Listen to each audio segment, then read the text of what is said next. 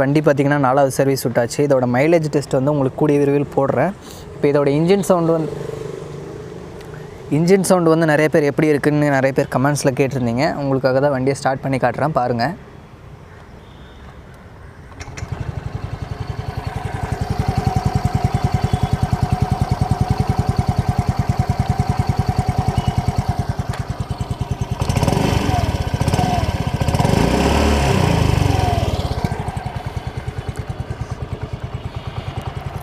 Okay மக்களே, thank you.